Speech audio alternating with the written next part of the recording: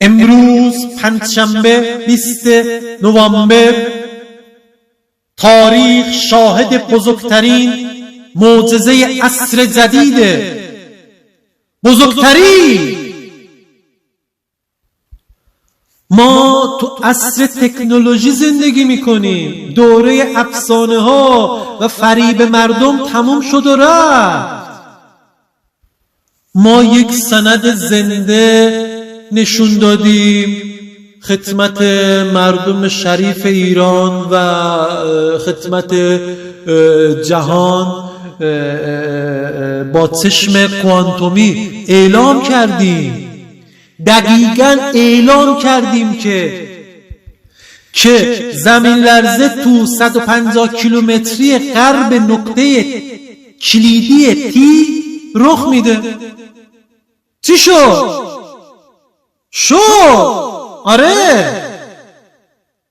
ما دیروز 19 نوامبر یک کدی دادیم به نام تی. در غرب تی در ایران زمین لرزه میشه. امروز زمین دقیقاً تو سنندج تو همون 150 کیلومتری نقطه تی یعنی ترکیه لرزی. این تصادفی نیست. هیچ تصادفی نیست. این آذرخشه. آگاهی است. آگاهی الهی است. تمام این جهان با فناوری، با تکنولوژی، با محاسباتش، با دانشمندان گیت، با ای آی، با کمک گرفتن از هوش مصنوعی و زمین نگاریش، وضعیت فعلی علم زمین لرزه سایزمولوژی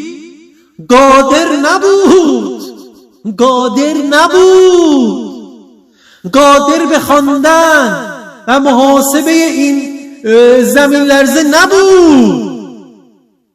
علم تا یه جا میتونه بیاد، از یه جا دیگه نمیتونه بیاد. از اون به بعد دیگه شعور کیهانیه، دیگه عرفان آذرخشه.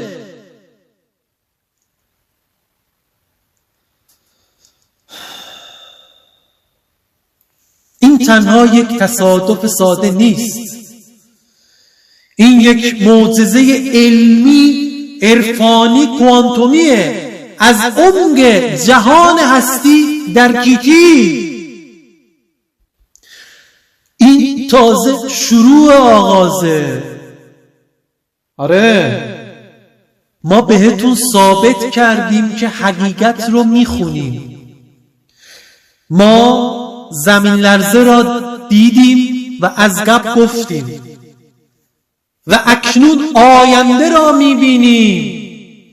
تنها راه نجات ایران، تأکید میکنم، تنها راه نجات ایران حکومت پادشاهی است.